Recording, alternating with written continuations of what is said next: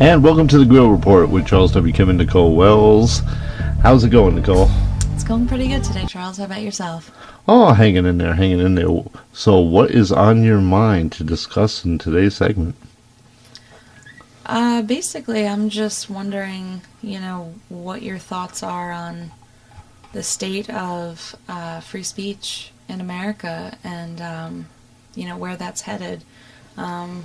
Just tying into the broader issue of, we've already talked about the Second Amendment, but, just talking about the First today.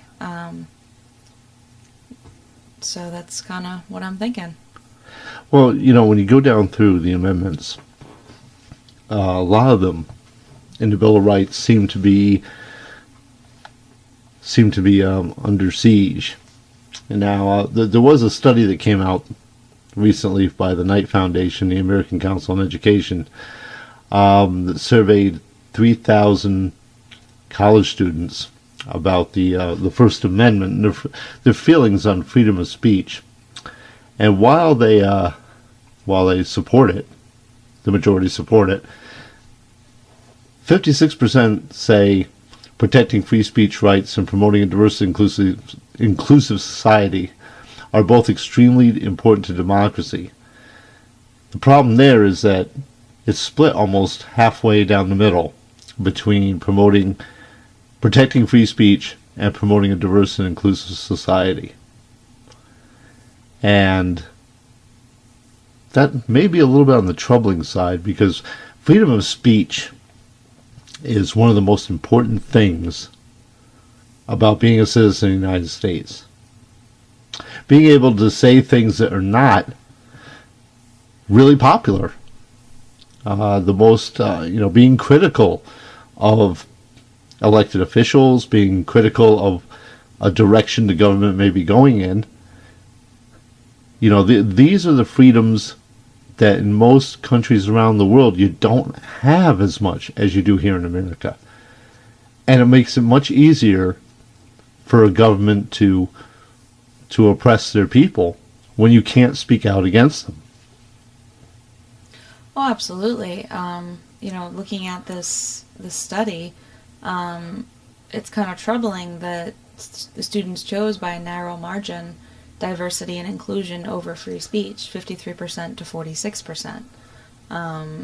That sends a troubling message, I think, to society in general, that you shouldn't be allowed to say whatever it is you think, if it's going to leave someone out or mean a less diverse makeup of society.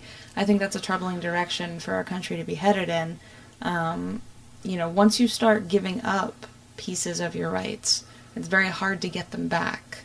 I think that precedent's been well established throughout the world, over and over again, but, as a species, I think we're a little slow on the uptake in certain situations, this being one of them, that you can't just give up pieces of your rights and expect the others to remain intact. So I think it's very troubling that 53% believe that diversity and inclusion is more important than the ability to express yourself freely in society. Well, also you have to ask yourself, and I think this is very important, what does inclusion and diversity inclusion in this context, what does that mean? That's a good point. I mean, what does it mean? They're good buzzwords. They make people feel good. Oh, absolutely. Oh yeah, we're for diversity and inclusion. Nobody wants to feel they're leaving someone out in the cold, or not having a hodgepodge cultural makeup that everyone learned about in second grade as the cultural melting pot of America. That's wonderful. I'm all for that. However, you don't want to be giving up free speech, in the name of diversity and inclusion. You can have free speech and diversity and inclusion together. I don't see why they're mutually exclusive, or why one has to trump the other in terms of, favoritism, Well, what makes it rough is I really think that a lot of folks don't understand, what these terms really mean. You want to be able to bring people into conversations. You want to be able to have conversations with people of different viewpoints, cultures, and things so you can reach better understandings. And that's fine. But if you look at this for a second, now imagine you lived in the Jim Crow South, pre-civil rights, and you were to have that kind of philosophy and be less inclined toward free speech, then the civil rights movement wouldn't have been as free to express itself and make the societal change that it made, without somebody like Dr. Martin Luther King being able to speak his mind. Well, I think that, the major figures in the civil rights struggle in the South would definitely support both equally. I mean, obviously they were striving and working towards, a diverse society, a society that they felt included in, but I think they were smart enough to recognize that such a thing would not have ever come about if their right to free speech was not safeguarded by the First Amendment to the U.S. Constitution. So, so I don't understand why there's this disconnect between the two. That to me doesn't make much sense. Well, this is even a little more disturbing. What's that? Students support free speech, but they are increasingly turning, according to the study, to favor limits on that speech. 70% still favor an open learning environment that allows all types of speech over one that puts limits on offensive speech. However, there were 78% in 2016 that felt that way, 70% now, so that's dropped by 8 points. Democrats, blacks, and women are among the groups that are less supportive of an open environment than they were in 2016. So, minority groups are the ones that are more inclined to want to put limits on what is being said, according to the survey. So that is troubling. Yeah, I mean, like I was saying before, once you start incrementally chipping away, at the bedrock of your rights as a citizen, you're not going to just be able to get them back whenever you so feel like it. And that's what I don't think people understand or care to understand. It's not so much understanding because, how much do we spend on public education per student every year?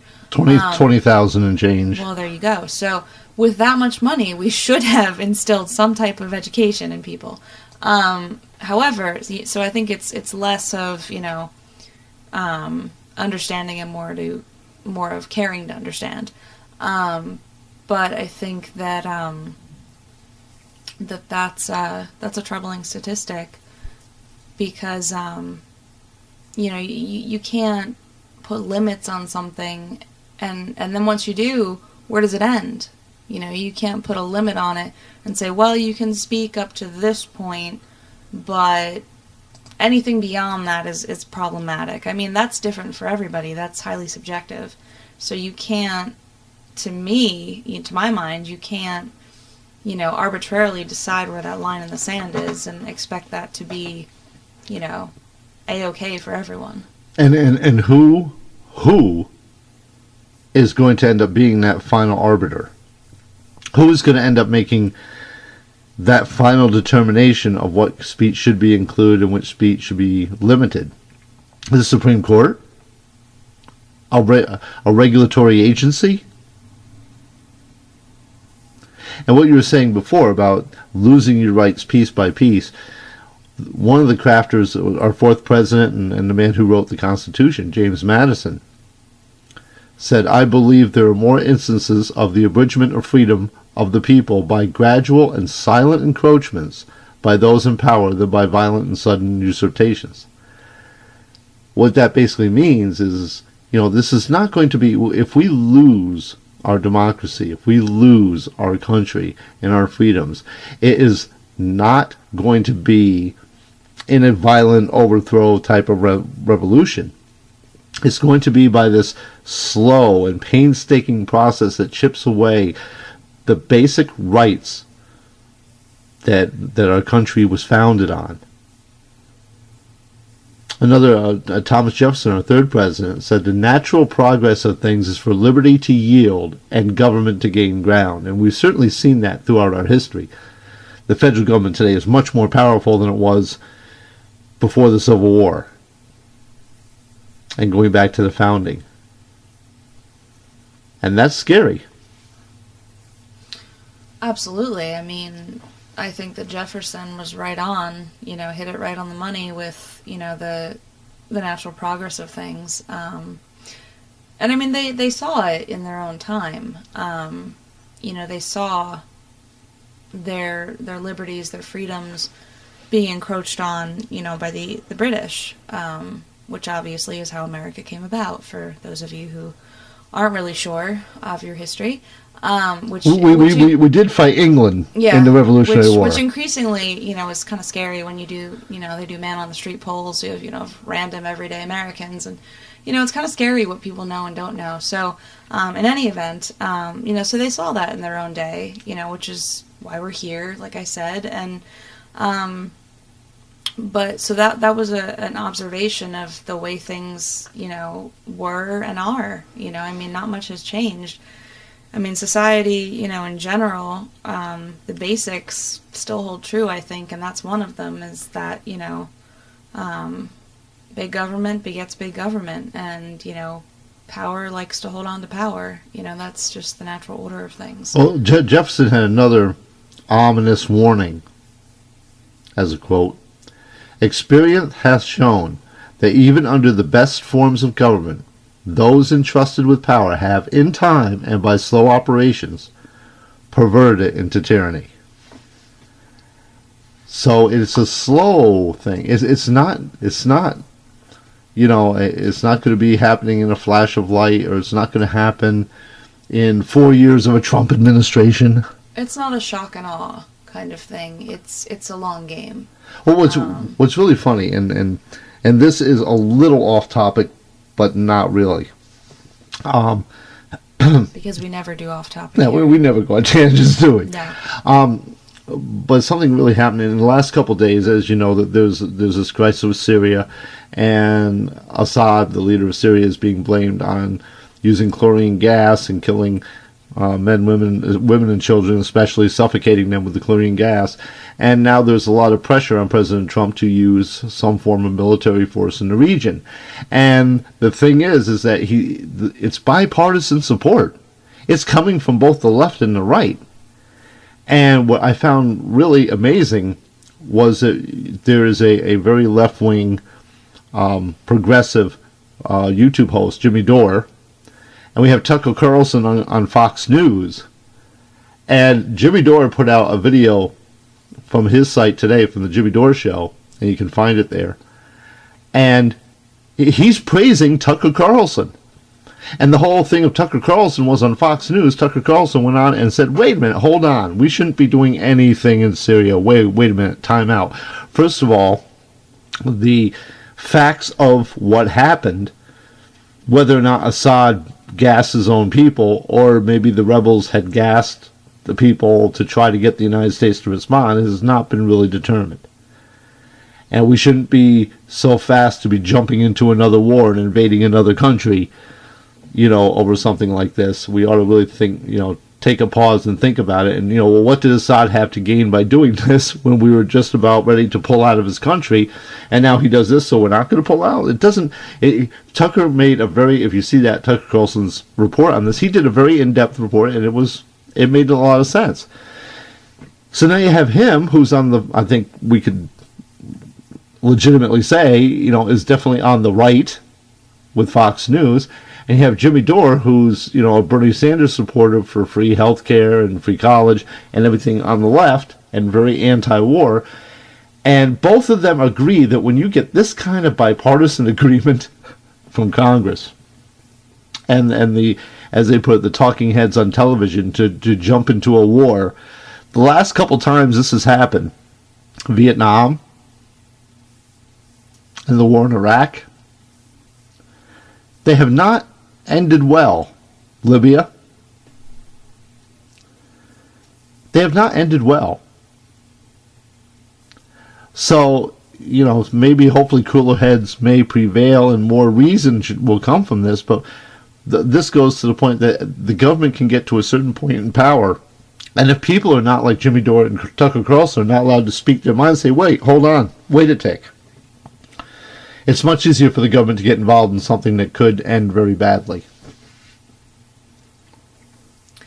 Very badly, and without all of the information. I mean, like you were saying, we don't really have all the facts yet, so, it's kind of counterintuitive to go into something when you don't really know what you're getting into. So hopefully, they will find out what exactly happened, apart from the fact that, men, women, and children were gassed, and figure out, what the best strategy is for that region and who should be taking care of it. Because one of the complaints about the U.S. is from a lot of people that, we often play world police. So maybe somebody else could step in and, lend a hand in stabilizing a region. But, or attempting to, at any rate. So, but back to the First Amendment, and its elusiveness on college campuses, shall we say. So according to the study, it seems that confidence in the security of the First Amendment is dropping. By a lot. Yeah, the majority of college students apparently continue to view the First Amendment as secure rather than threatened, but the number has dropped since 2016. So, according to the study, currently 64% of college students say freedom of speech is secure, but that's down from 73% in 2016. And then 60% down from 81% say freedom of the press is secure. I don't know so much about freedom of the press. I don't think too many college students are too jazzed with the press currently. I think they tend to put more stock and more faith in what their peers are saying, whether or not it's accurate or actual real news as opposed to fake news. But I think that when did that even become a thing? I think that became a thing, and they blame the internet for a lot of this, and they blame some sites. They blame Alex Jones and InfoWars and other places on both sides of the political aisle for this. However, I think in the last 2.5 years, I'll say go back to 2015, the news, the press, or the mainstream media in this country, they've been under fire for a while. And they've been under fire because of the birth or the growth or the spurring up of these more obviously biased organizations. Now, the ironic thing to this whole thing is that back in the day, if you want to go back to when the country was formed, Ben Franklin had a newspaper, and there are a number of newspapers throughout the country. One that I can think of, you have the Waterbury Republican American in Connecticut. You have the Hunterdon County Democrat here in New Jersey. There are reasons why Republican and Democrat were in the titles of those papers, and basically what that meant was whoever had the printing press to produce them probably had that bias. And that's the way it used to be, and it was like that in this country for a long, long time. It's only been in the last... you can go back to, William Randolph Hearst and yellow journalism back in the early 1900s. The Spanish-American War, for instance. We have, it's only been recently that this unbiased, totally neutral press has kind of sprang up, and I think it was a big awakening of people when they kind of found out, that it doesn't exist. It's like unicorns. Okay? Unicorns don't exist? I'm sorry to... Oh my gosh. There just goes... Do you need a safe space? Hopes and dreams. I might need a kitten. Let's find one. But I think that a lot of people were shocked, coming out of out of the 60s, 70s, 80s, the 50s even, post World War II, when this, so-called, and I think it's kind of a fake sense of security, because I can tell you as a journalist who's been in the field for 2 decades, when you're working on things in journalism, you're professional about it, and you keep your personal views, whatever they are, out of it. But my politics has been my politics. It doesn't change what I believe in, what I think is right and wrong, or how the country, state, or town should be run. That doesn't change because you become a journalist. If it does, you're a fool. How can you even attempt to write about the world around you when you're not even committed to any principles or values? I mean, there's a reason probably why most of the major news outlets lean to the left. Those are more creative, kind of free-spirited people compared to conservatives that tend to be a little more buttoned down, career-oriented, financially motivated. Those kind of, they're at cross purposes. They're different kinds of people. And it's maybe not so easy for real dyed-in-the-wool conservatives to be, they can run the business of a newspaper, but to be on the editorial end, which is much more creative, figuring out how stories look on a page and photos, and they tend to be the folks that, we used to say back in the days of the hippies, that would go on a bus and, they'd make sand art and bottles and things. It was the conservatives with the guys with the suit and ties that would figure out how to sell those sand bottles and make money out of them. But when you couldn't get one of the guys in the suit and ties in the back of the Volkswagen Beetle in the 70s, or the Volkswagen bus in the 70s, and I'd give him some sand, some different colored sand in a bottle, and expect him to make them look as wild or as beautiful as some of his hippie brethren could. And I think that's been a thing. It's manifested itself over time. Certainly, the hippie culture mellowed as they've gotten older. But there's still that creative, freewheeling soul almost. Whereas, and the folks, on the other side have a more career-oriented and focused and driven. And they're just two different people. Two different kinds of people. And that means that there's probably going to be that kind of bias in media. It's very hard for folks who are conservative, who do have some talent in the creative, freewheeling, if you will, to break into there with the principles and things that they have. I think that's a definite. There's two of us right here talking. So I think that, it definitely is a lot harder to be a conservative journalist than to be a liberal journalist. You're surrounded by a newsroom that's pretty much, I'd say, like 98 to 99% liberal, or at least, outwardly liberal. So you don't really have, the alternate viewpoint in newsrooms.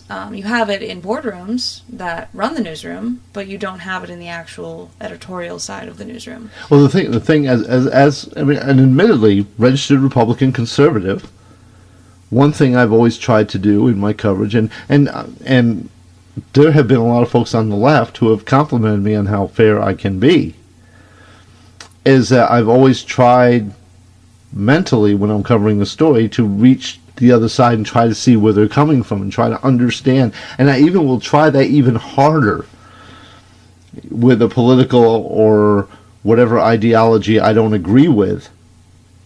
I will reach out that much harder to try to make it clear and concise and for my readers. And I think that is the exercise of doing journalism correctly and ethically, is that you're making the effort to make it simple and understandable for everyone, so it can be consumed by everyone. But that doesn't take away who you are as a person. And for the journalist that sits there and says, "Oh, I am above everything. I am totally neutral on everything." So you don't have an opinion on right and wrong.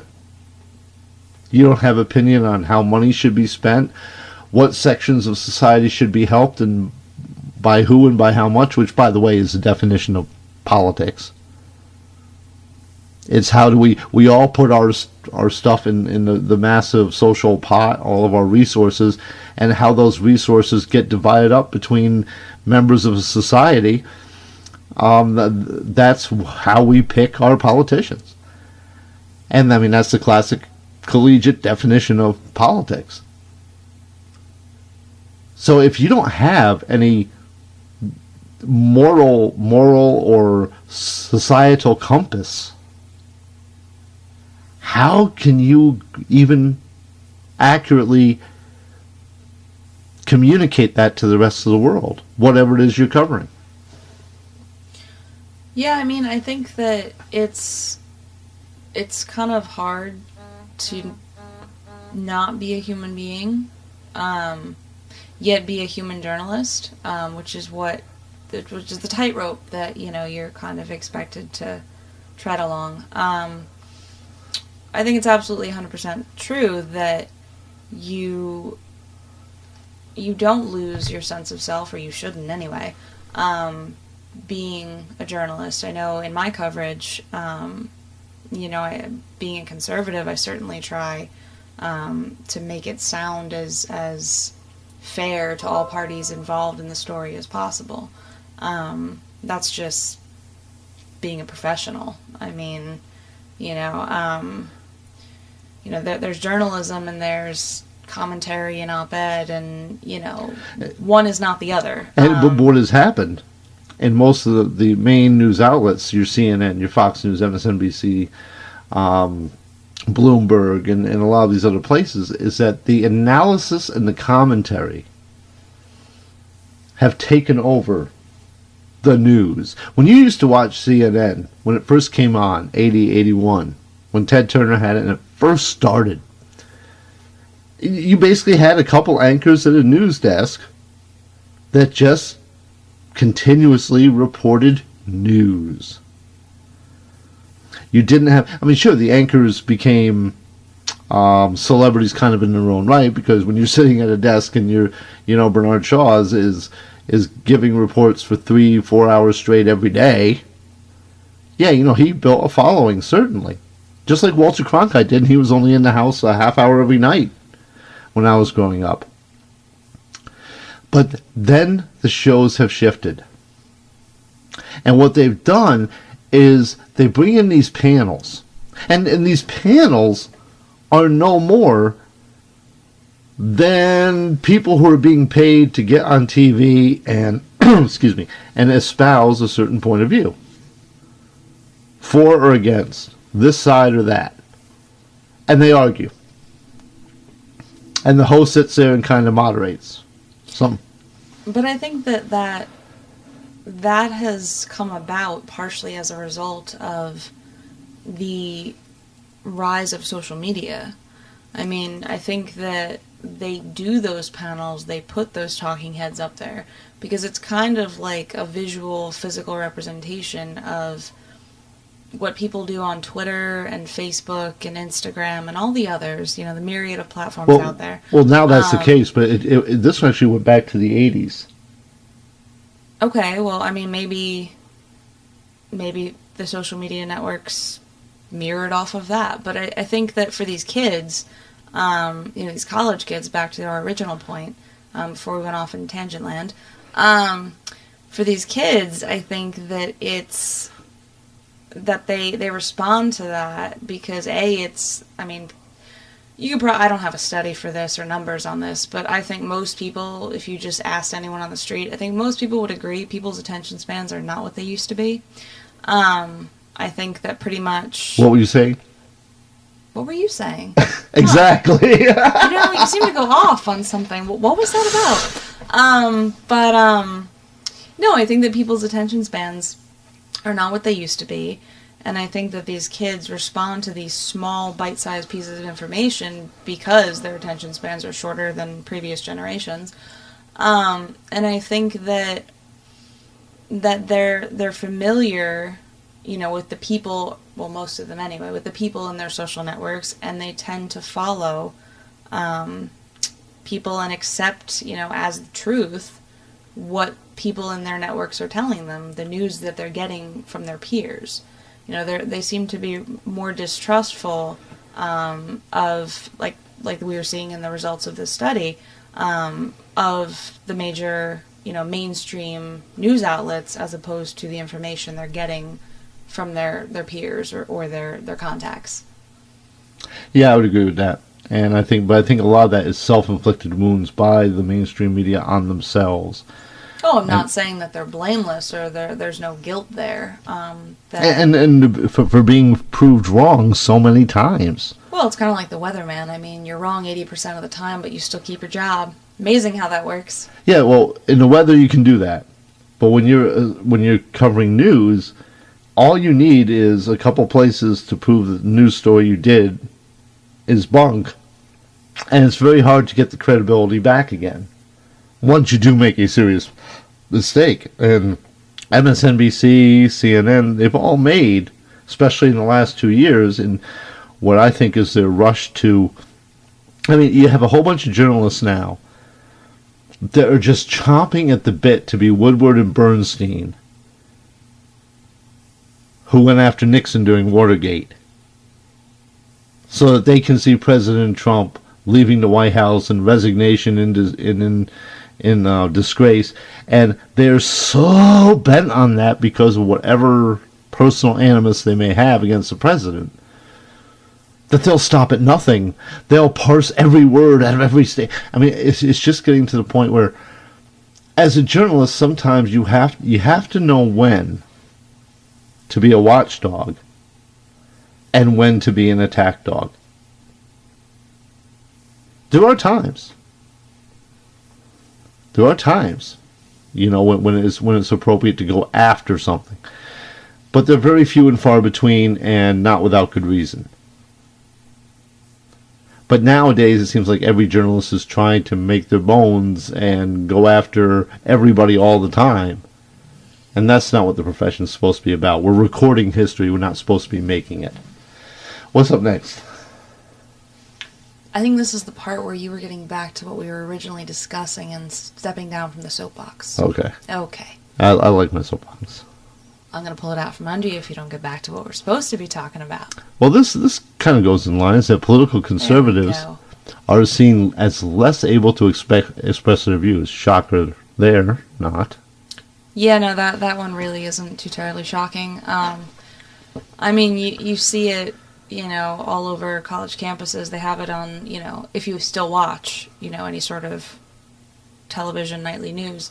You see where, students at Berkeley, or insert name of liberal college here, they're throwing chairs through windows and torching cars and, all manner of silly things, because some conservative speaker is coming to campus. Milo Yiannopoulos. Well, Ben Shapiro. Yeah, I mean, Ann Coulter. And any of well-known conservative speakers. I mean, the very fact that they're coming to campus, I mean, heaven forbid, I mean, if you're that disturbed by it, stay home. Or go to your safe space with your puppies and your kittens and your unicorns and just sit there and pet them until the speaker leaves. I mean, it's really not that upsetting. So I don't understand, what the outrage is about. Well, I don't think half of them, but I've seen plenty of, like you said, the man on the streets, where they send people out into the field and they're protesting this speaker, and this is hate speech, and the street's going to run red with children's blood. It's going to be horrible. Dogs and cats will die. Dogs and cats living together. Mass hysteria, as Bill Murray would say. But then there's well, what exactly is this person saying that's going to make these horrible events take place? What? Huh? Who? Well, not only that, but I mean, we were talking about buzzwords earlier. you can add this to the list: hate speech. Hate. I mean, what exactly is hate speech? I mean, to me, that's kind of, to me, that's as silly as a hate crime. I mean, clearly, if you've committed a crime, you're motivated by some sort of animus towards someone.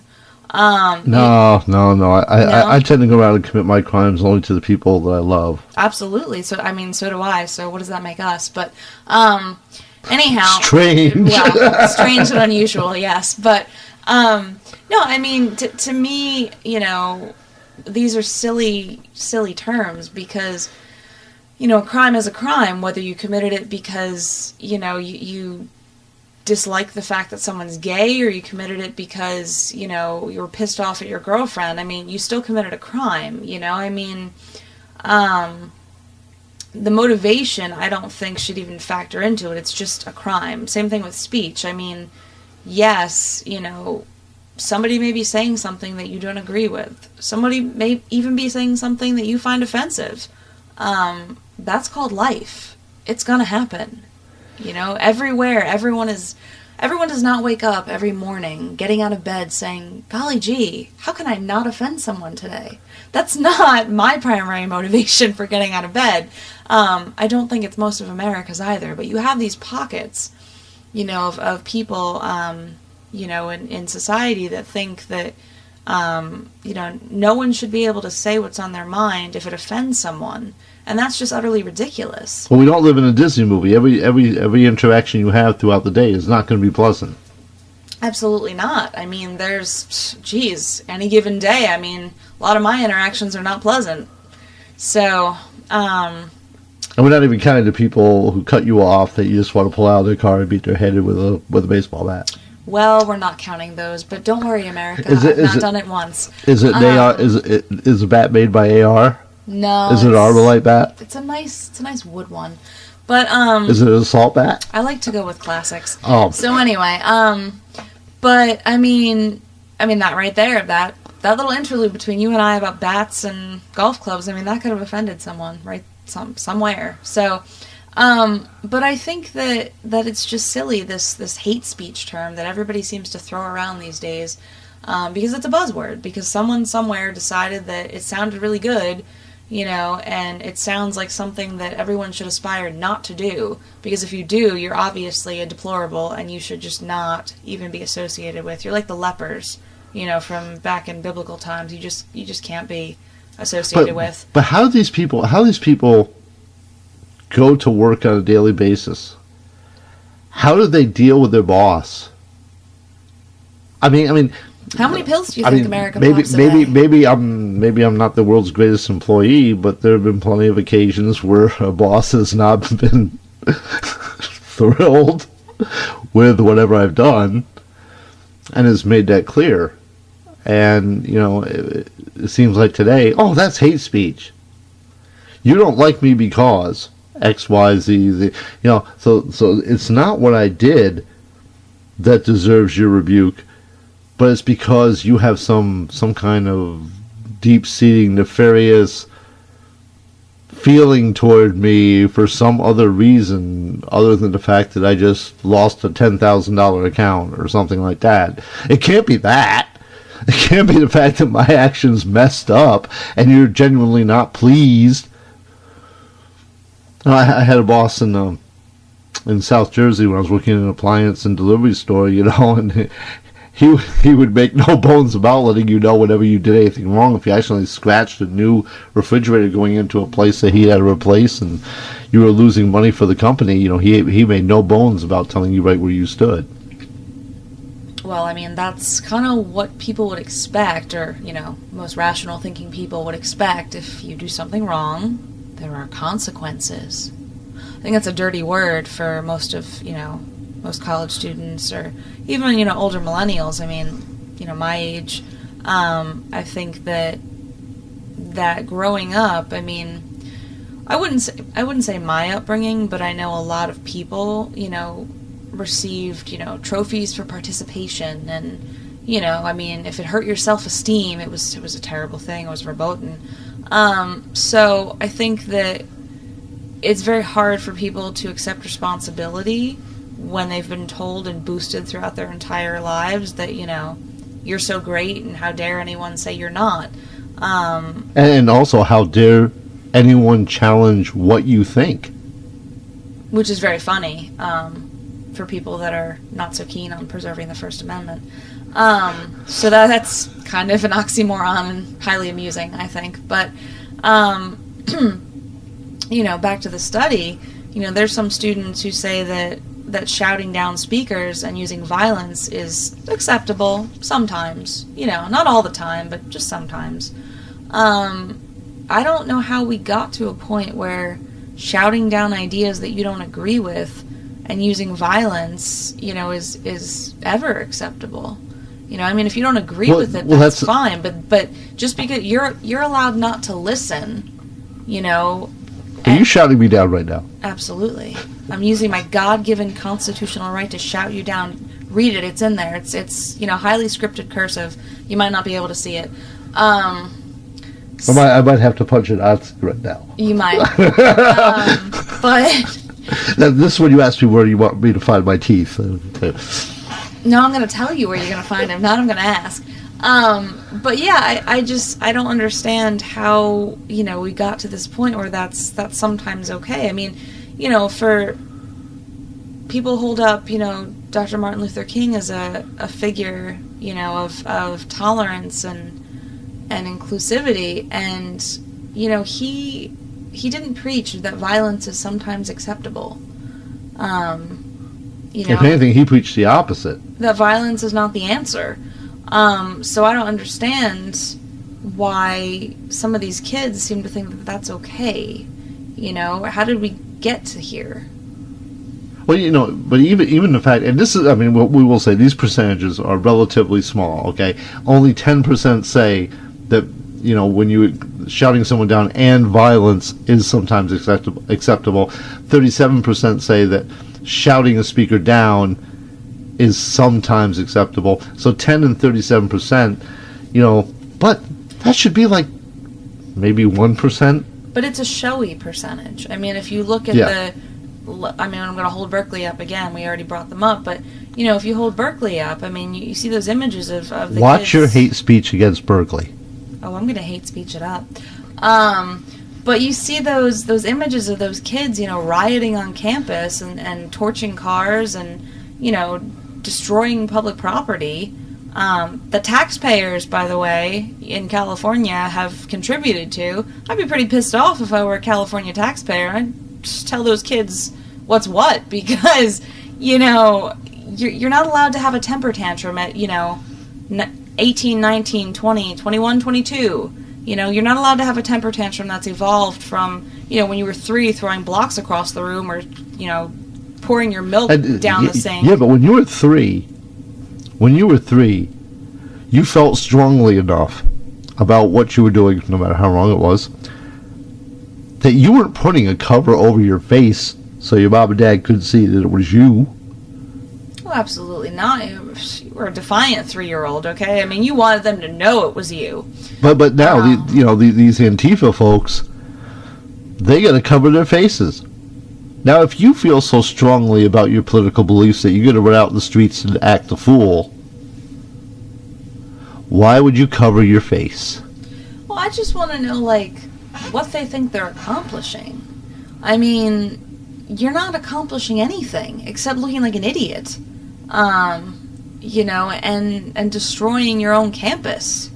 How does that make any sense at all? To me, that makes absolutely no sense. You're just having a grown-up temper tantrum. Nobody's ever told you no.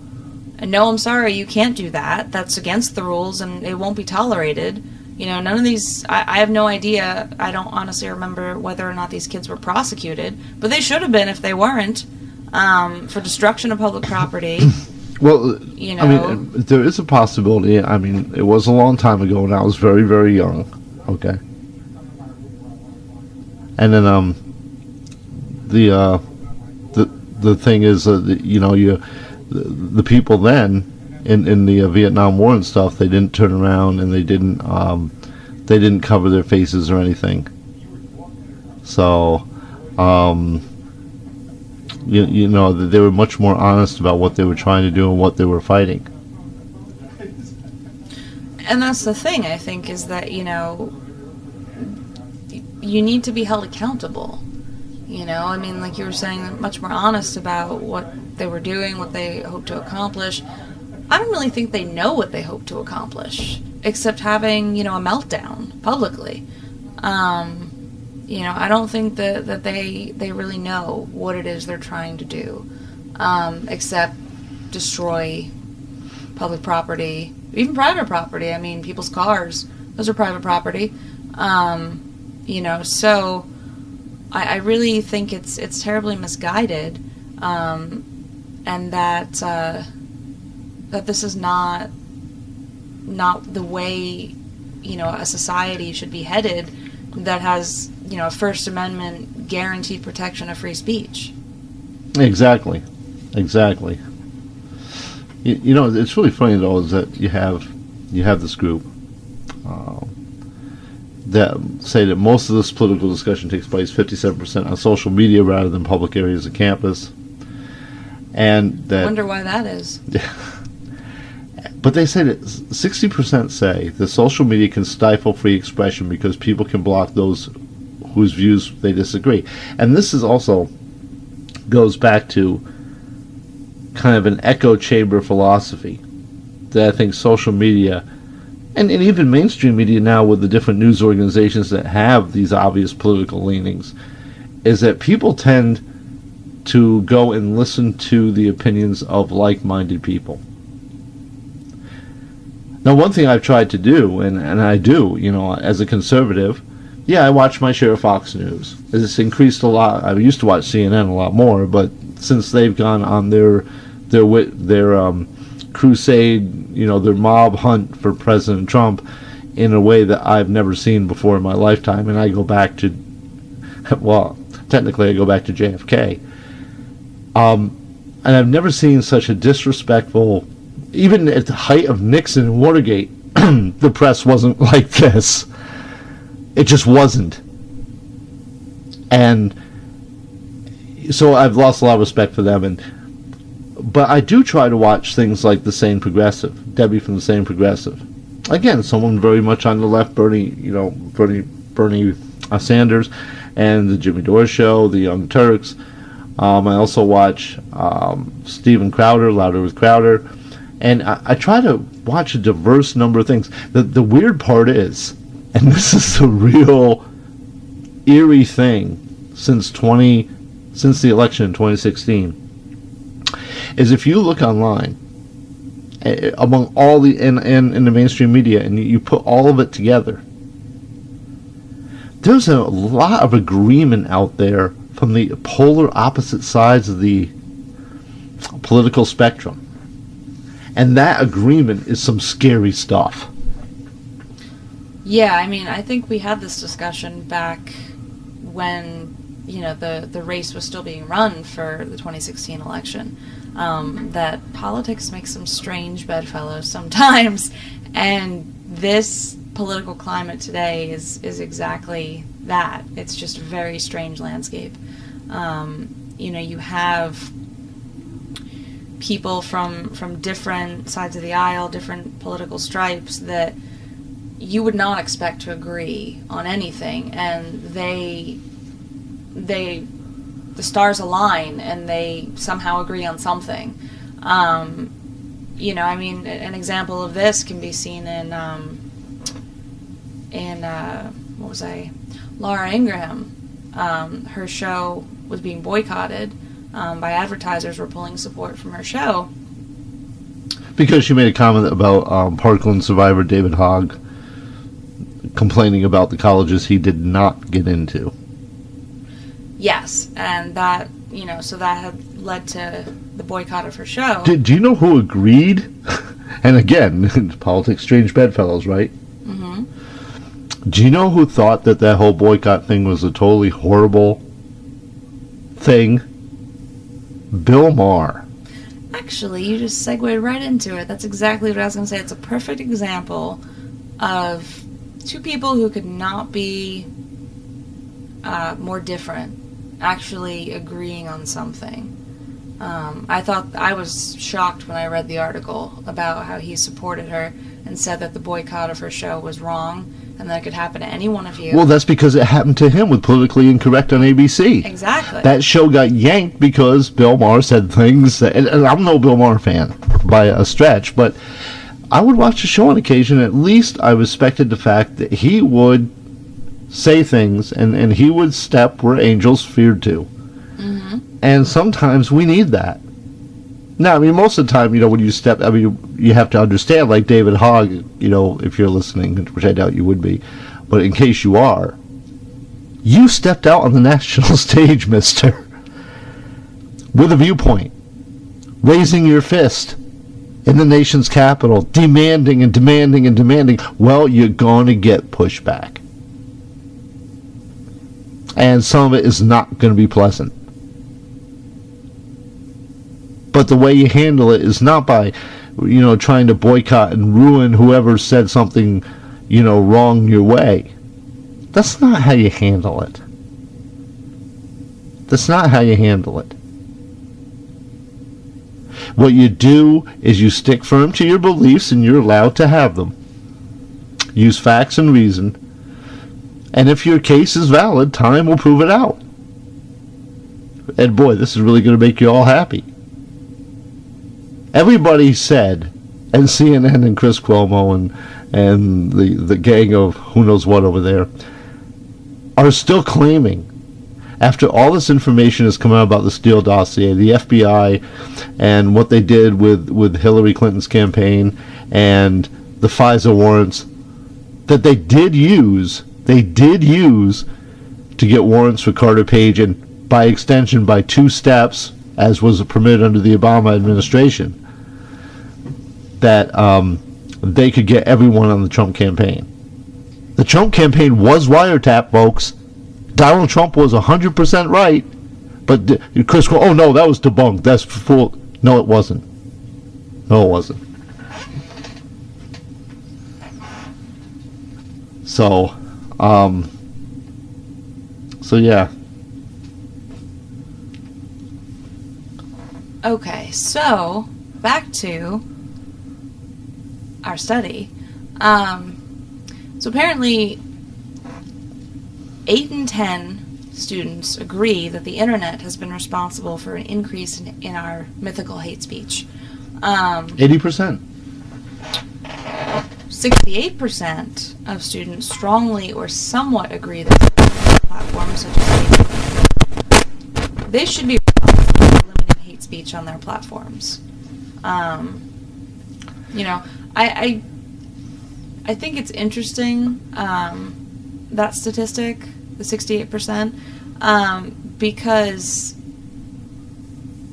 it's not so much limiting hate speech, because hate speech, again, that mythical creature that we were talking about earlier, that, like I was saying before, that can be defined as any number of things. I mean, and in a lot of cases, I mean, Facebook, was just questioned, the Facebook CEO, Mark Zuckerberg, was just questioned the other day, on Capitol Hill about censoring conservatives. And Ted Cruz brought up this point, and he asked him, he said there are like 10,000 people in Facebook who actually look through the content for hate speech. And Ted Cruz said, well, do you know the political leanings of those thousands of people?